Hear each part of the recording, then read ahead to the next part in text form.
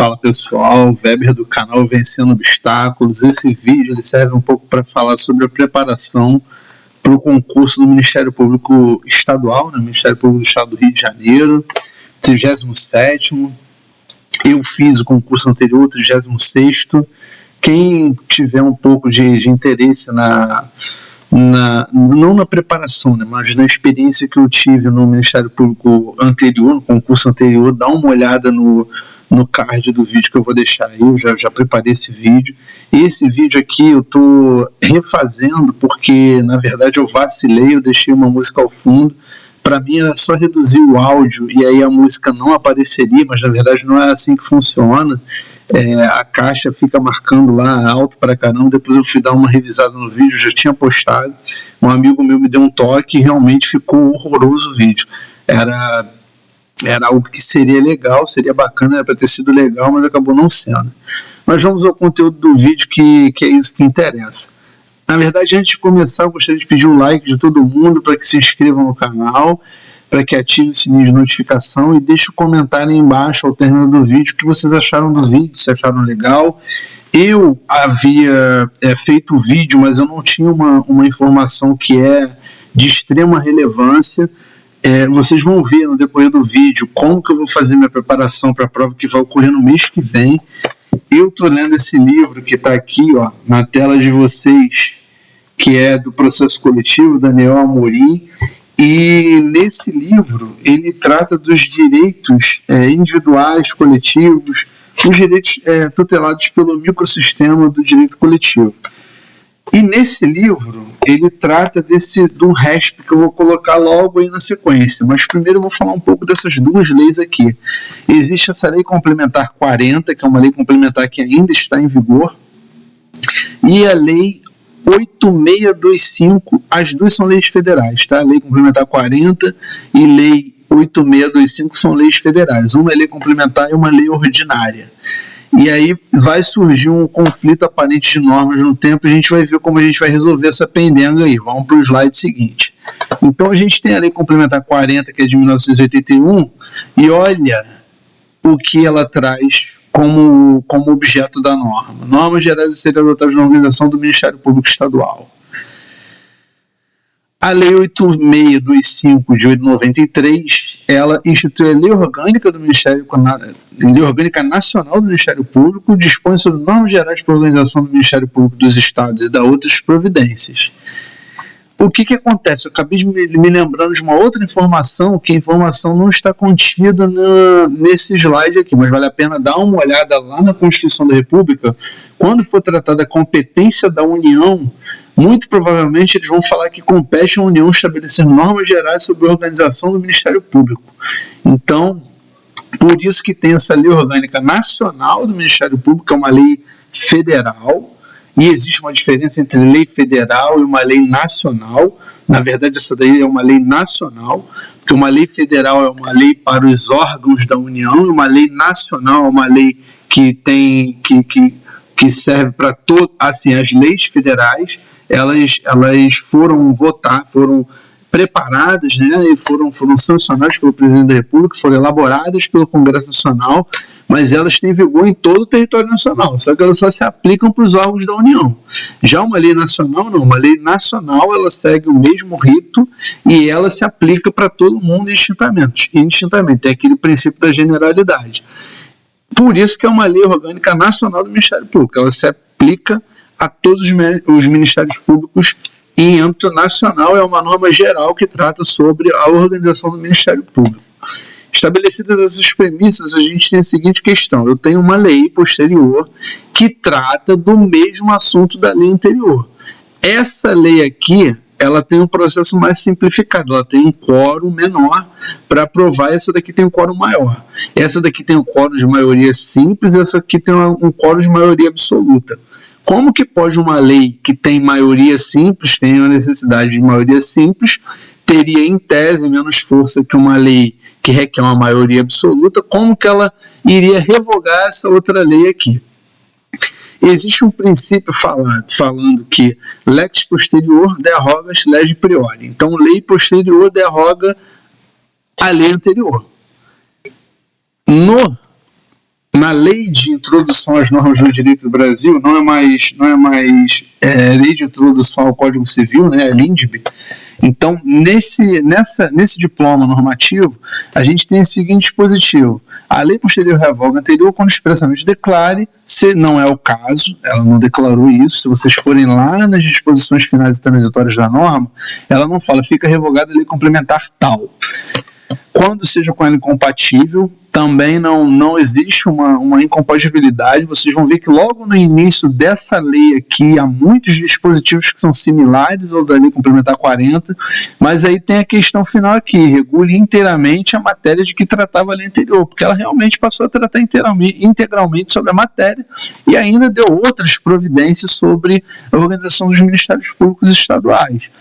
Para corroborar, e aí eu não tinha trazido isso no artigo anterior, para corroborar esse pensamento, né, tem esse RESP aqui do Superior Tribunal de Justiça, que é o órgão que tem a incumbência constitucional de dar a palavra final sobre a interpretação de legislação federal. É infraconstitucional, porque Constituição é o Supremo Tribunal Federal, isso é sabido de todos. Então, nesse RESP aqui, ela traz uma disposição falando sobre a legitimidade do Ministério Público para ajuizar ação civil pública e ações que tutelam o interesse coletivo. E ela fala que é por força do artigo 1º dessa lei aqui. Então ele está falando que a lei que deve ser aplicada sobre a organização do Ministério Público é a 8625. Se vocês forem ver alguns vídeos de alguns professores falando sobre a organização do Ministério Público, vocês vão ver que eles também se utilizam dessa norma. Então, fixada essa premissa também de que essa norma que deve ser aplicada, vamos ver alguns dispositivos que também falam sobre a questão que eu estou trazendo. Se a gente for lá na Constituição anterior, tem alguns doutrinadores que falam que essa emenda constitucional de 69 é uma nova Constituição, que revogou uma parte absurda da anterior e trouxe outra norma para dispor sobre o funcionamento do Estado.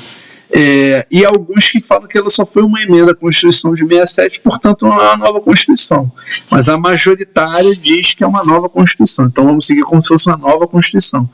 Ela, ao tratar do Ministério Público, traz esses dispositivos que estão aí na tela. Quem quiser ver os dispositivos, dá uma pausada para dar uma lida, mas eu não vou parar por aí, eu vou continuar falando. E aqui embaixo, no artigo 139 caput, a gente vê que é lei estadual, mas essa lei ela não é lei complementar. Mas ela também não fala que uma lei complementar da União que disporá sobre a matéria. Muito provavelmente, ao tratar disso em outro dispositivo, ela pode até falar, mas quando ela trata especificamente do Ministério Público, ela não exige uma lei complementar federal para tratar do Ministério Público. A Constituição da República, a Constituição de 88, ela também não fala isso, ela só fala que leis complementares dos estados disporão sobre a organização e funcionamento dos ministérios públicos estaduais. É uma lei de iniciativa facultada ao Procurador-Geral de Justiça. Ela não é uma lei de iniciativa privativa do Procurador-Geral de Justiça, é uma lei de iniciativa facultada, facultada a ele elaborar esse projeto de lei e encaminhar para o órgão, no caso do Rio de Janeiro, a Assembleia Legislativa do Estado do Rio de Janeiro, a LERJ. E aí ela só fala que essa lei ela tem que ser uma lei complementar, mas ela não fala que a lei da União tem que ser uma lei complementar. Então essa lei ordinária, ela é formalmente constitucional, porque a Constituição não exige uma norma que detenha um quórum maior. Sendo uma lei formalmente constitucional e materialmente constitucional, a lei que tem que tratar da matéria de organização do Ministério Público é uma lei ordinária. Sendo uma lei ordinária, não tem o menor problema de uma lei ordinária revogar uma lei que tratava do assunto, ainda que seja uma lei complementar.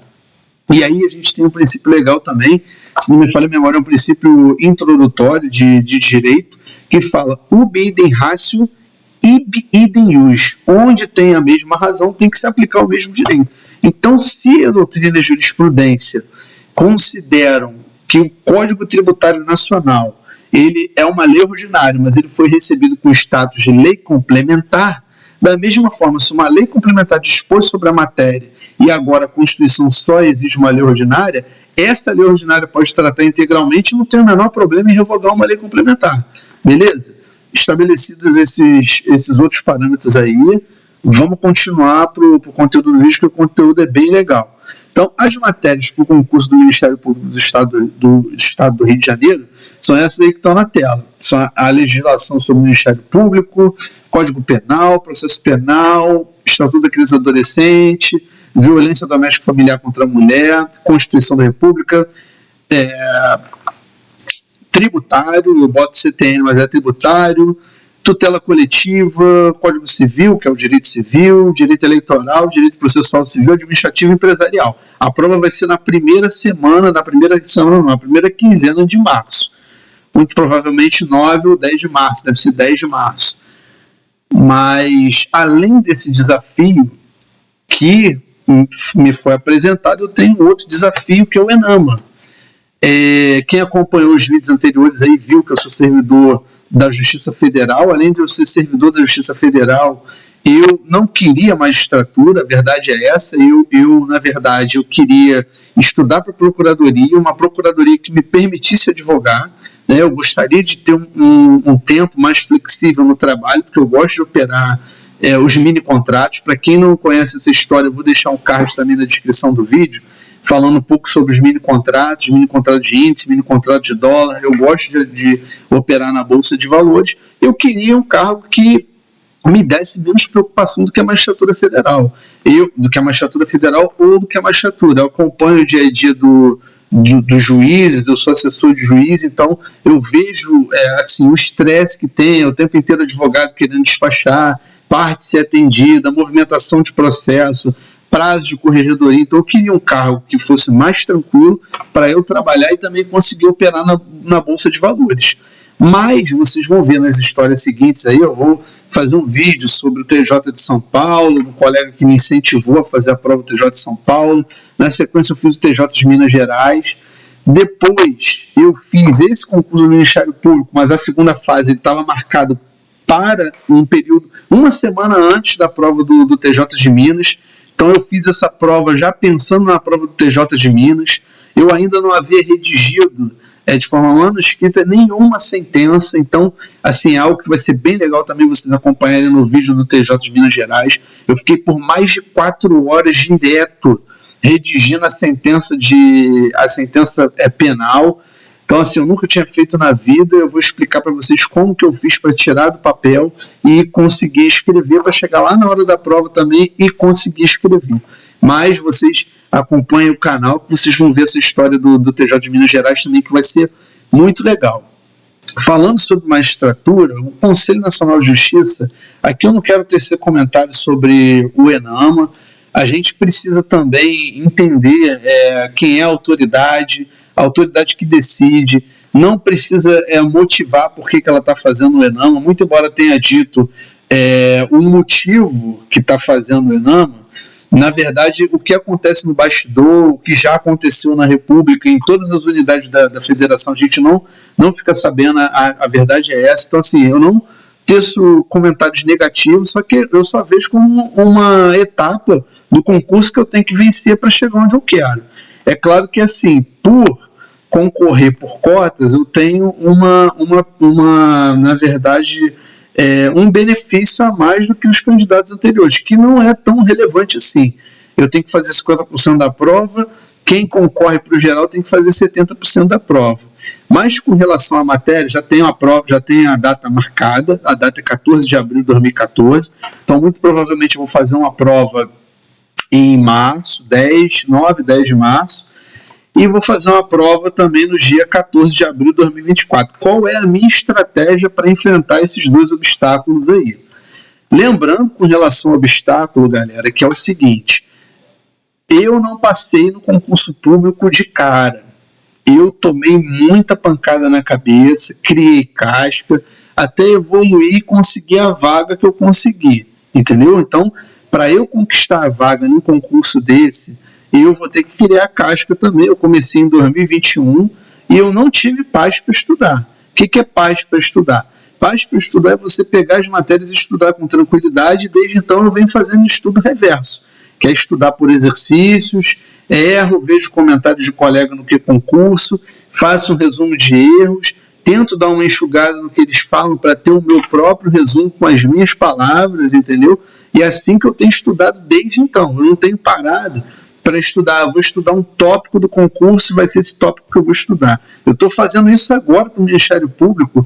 E essa questão da tutela dos interesses coletivos, eu estou pegando esse livro aqui para fazer, aí eu estou fazendo um resuminho dele, vou colocar como eu estou colocando para produzir um vídeo sobre esse resumo, que ele vai ficar, eu já estou estudando para o MPRJ 38. Se eu não passar no MPRJ 37, no 38 eu vou chegar com uma possibilidade muito maior de passar, entendeu? Com muito mais casca e muito mais experiência. E também estou vendo Lei Maria da Penha nessa criaturinha aqui, que é a fininha do Renato Brasileiro de Lima. E são livros muito bons, vocês vão ver no resumo quando eu for fazer, que vai ficar muito legal também. Mas voltando à matéria do ENAMA, para não tomar muito tempo das histórias dos senhores, eu tenho aí 10 questões de direito constitucional, 12 daquelas 3 disciplinas que vocês estão vendo lá: administrativo, noções gerais de direito, formação humanística e direitos humanos. Empresarial eu vou estudar? Não vou estudar empresarial. Uma matéria vai rodar, porque eu não tenho tempo de fazer isso, realmente eu não tenho tempo. Então, uma matéria vai rodar, e essa matéria é empresarial. E por que direitos humanos não vai rodar? Porque direitos humanos eu vou estudar junto com noções gerais de direito e formação humanística, só que eu só vou estudar lá depois da prova do Ministério Público. E aí o que eu vou fazer? A minha fraqueza é direito penal. Eu vou dar uma ênfase maior ao direito penal, direito constitucional, que é realmente pesado, né? Tem 16, muito embora seja a matéria que eu goste, que eu consiga assimilar melhor com o direito administrativo e direito civil, eu tenho problema com o direito penal e eu vou ter que estudar direito penal também. Então, assim, vou dar uma ênfase maior a direito constitucional, direito penal, depois direito civil.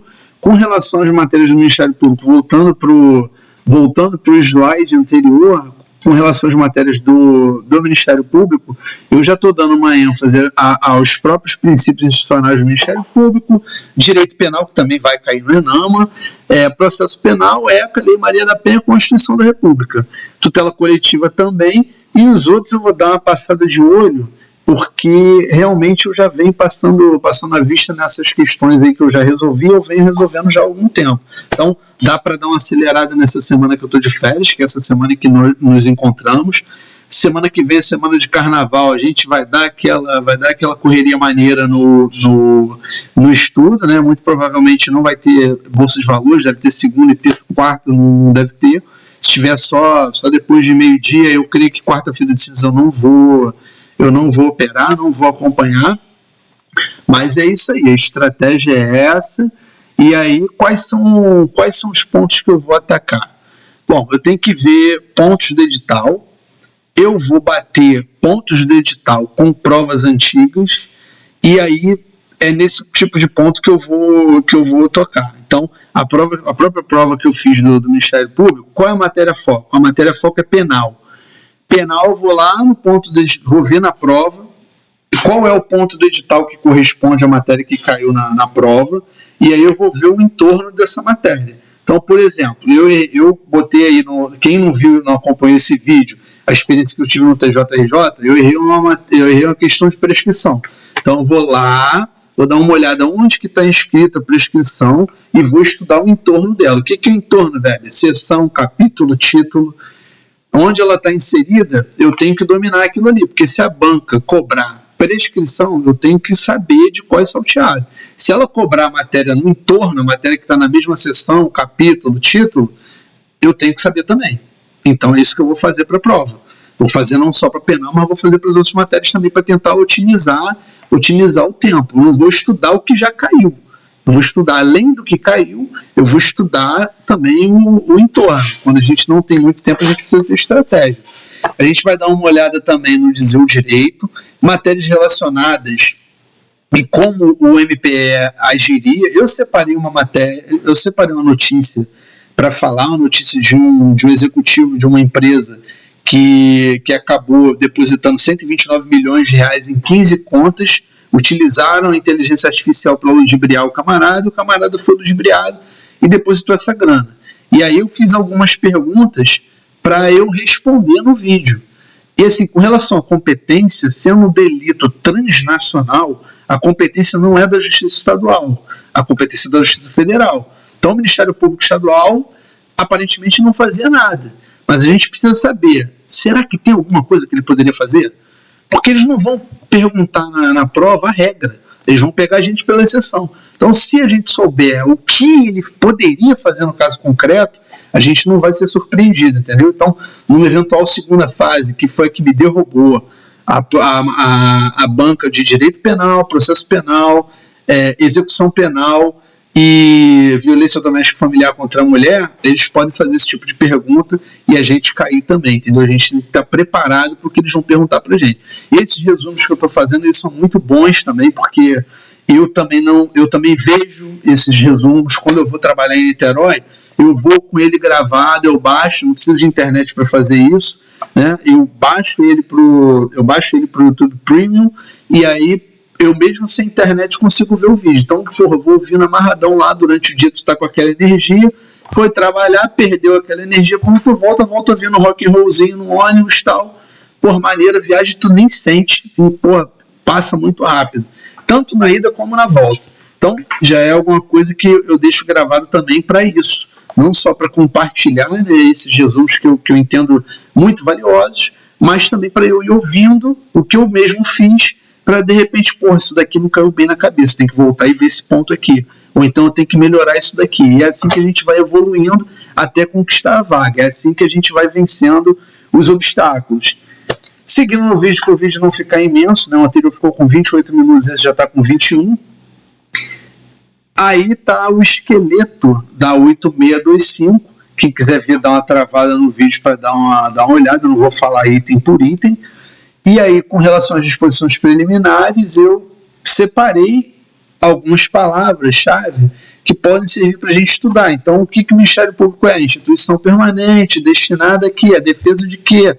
Organizado como? Quais são os princípios institucionais do Ministério Público? Quais são as funções institucionais do Ministério Público? Isso a gente tem que partir lá da Carta da República, Carta da República não, Constituição da República, Carta é outorgada, Constituição é promulgada. Então, na Carta da República, lá na Constituição da República tem as funções institucionais do Ministério Público, e aí vocês vão ver a coincidência. O camarada depositou 129 milhões em 15 contas e o artigo que traz do Ministério Público é o artigo 129. Essas coincidências são maneiras, eu me amarro nisso, sou meio lunático com esse lance, mas vale a pena também dar uma olhada nos sinais que o universo manda pra gente, né? Vamos que vamos. Órgãos do Ministério Público falam sobre dotação orçamentária.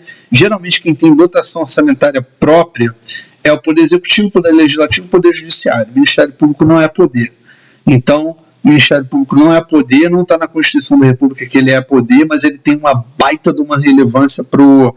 E aí tem a questão do inquérito das fake news. Por que ele tem uma baita relevância para o Estado Democrático? Porque se ele não age, a gente vai ver num desses vídeos aí que eu vou produzir, que o Ministério Público, o que rege o Judiciário, aliás, é o princípio da inércia.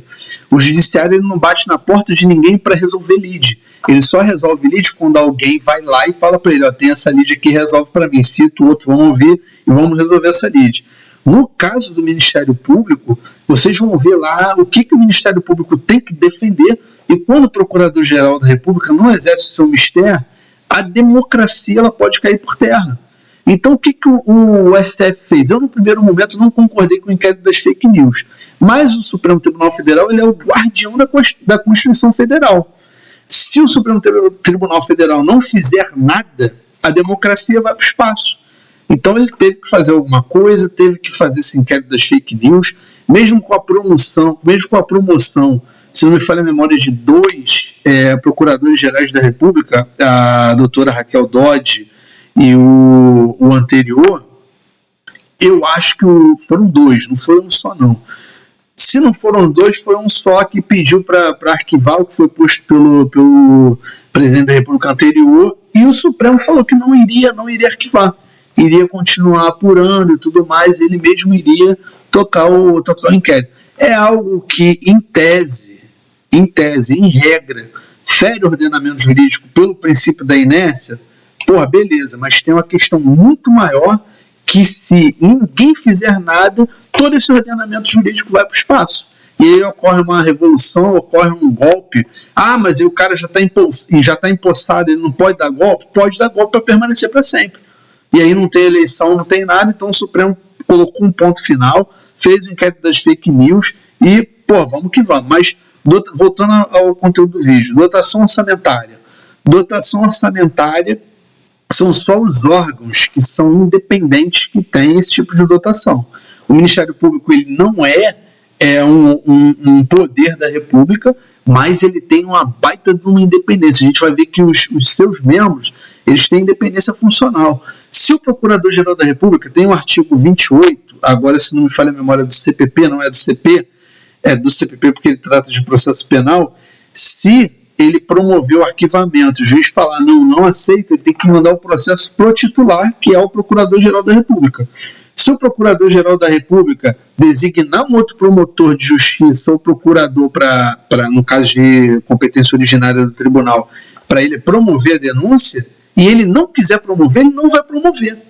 E aí, se o juiz também, mais uma vez, não aceitar aquela denúncia, o Procurador-Geral de Justiça ele pode oferecer a denúncia ou pode falar, não, arquiva porque é caso de arquivamento mesmo.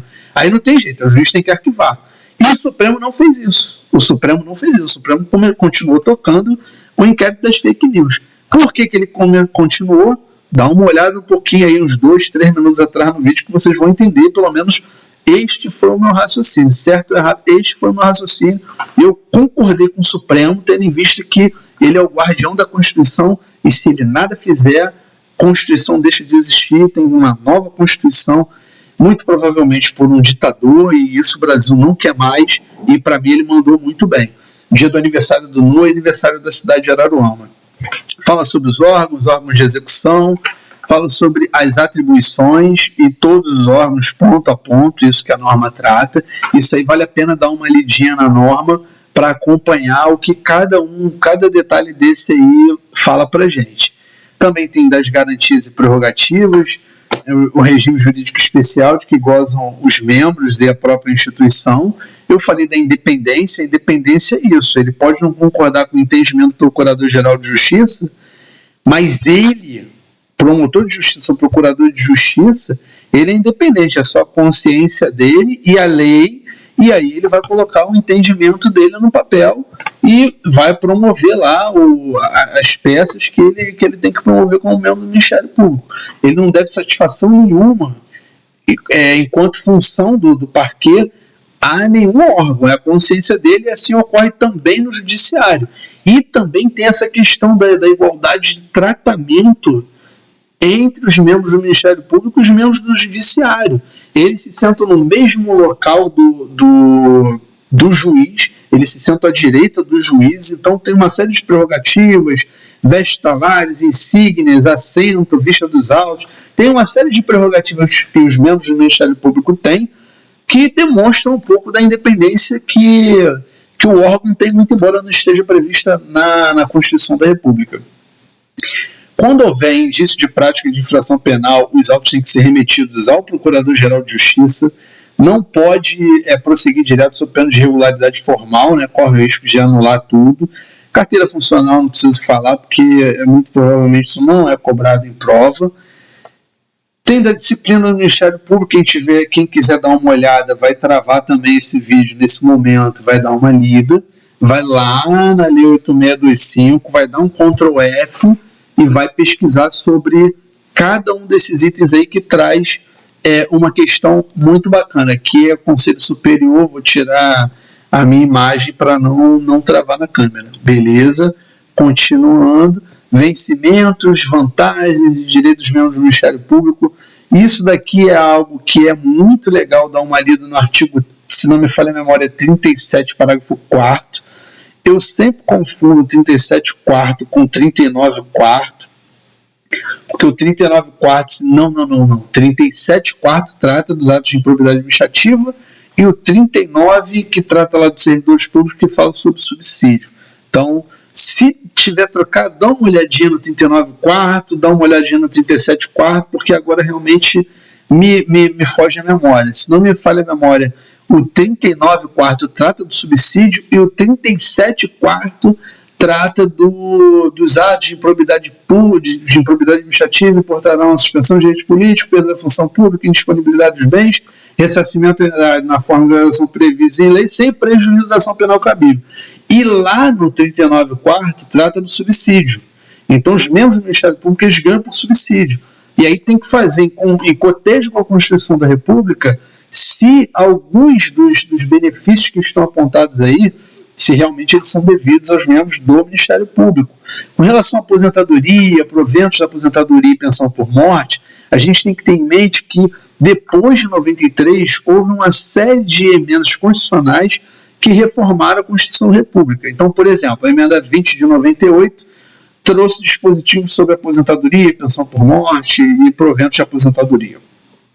A emenda 41 foi mais restritiva de direitos, desculpem, e trouxe outros dispositivos sobre aposentadoria, pensão por morte e proventos de aposentadoria. A 47 de 2025 ainda não chegou, de 2005, resolveu mitigar um pouco os efeitos das emendas constitucionais anteriores e agora, recentemente, teve a emenda constitucional 113, que trouxe alguns dispositivos também sobre direito previdenciário. Vale a pena dar uma lida na emenda, não é no texto constitucional, porque a emenda traz um regime de transição também, que vale a pena a gente dar uma olhada, porque eu, inclusive, já errei recentemente questão tratando sobre direito previdenciário e regime de transição.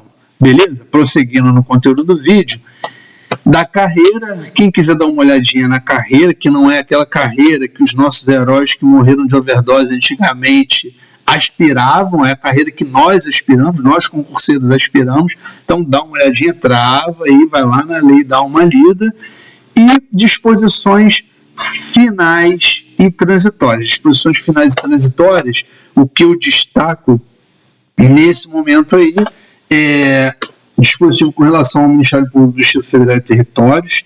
Quem não sabe o que é MPDFT, é o Ministério Público Estadual do Distrito Federal e Territórios. Porra, velho, mas não tem territórios, beleza, se um dia voltar a ter, já tem o Ministério Público do Distrito Federal e Territórios. Esse MPDFT, ele faz parte da estrutura do MPU, não faz parte da estrutura do Ministério Público Estadual, é do MPU. Teve uma baita de uma discussão aí sobre se o Ministério Público Federal deveria velar pelas fundações no Distrito Federal, mas isso caiu por terra. Quem passou a ter é o MPDFT. Se não me falha a memória, o dispositivo do Código Civil com relação à matéria foi alterado e ele já dispõe expressamente que compete ao Ministério Público do Distrito Federal e Territórios. Na estrutura do Ministério Público da União tem esses ministérios públicos aí que vocês estão vendo, MPDFT, MPM, que é o militar, MPT, que não é do governo que está aí, é o Ministério Público do Trabalho, MPF é o Ministério Público Federal, e vocês vão perguntar, pô, velho, quem exerce a função eleitoral? Quem exerce a função eleitoral é esse camarada aqui, Ministério Público Federal. Não tem o Ministério Público Eleitoral. Quem exerce a função é o Ministério Público Federal. E também tem o Dia Nacional do Ministério Público. E aí, para corroborar o que eu falei no início do vídeo, vocês vão lá dar uma olhada na Lei Complementar 40, que ela fala lá no final dela, o dia da sanção dessa norma será o Dia Nacional do Ministério Público. A norma foi sancionada no dia 14 de dezembro de 1981, e no dia 14 de dezembro passou a ser o Dia Nacional do Ministério Público. E aí vocês vão lá no final da Lei 8625 de 93 e vocês vão ver ela falando expressamente, o dia 14 de dezembro é o Dia Nacional do Ministério Público. Beleza, galera? Gostaram? Gostaram? Chegamos ao final do vídeo. Ministério Público do Estado do Rio de Janeiro, eu vou, o Alexandre também vai, ele já falou que vai, e a gente finaliza esse vídeo sem fazer pedido de like, sem fazer pedido para se inscreverem, sem fazer pedido para tocarem o sininho, e também o comentário. O comentário não tem aqui, eu fiz esse vídeo só deixando a minha imagem aí. Forte abraço, Weber do canal Vencendo Obstáculos, até o próximo, estaremos juntos aí. Se tropeçou, cai, levanta para cair de novo e continuar buscando vencer os obstáculos. Tchau, tchau.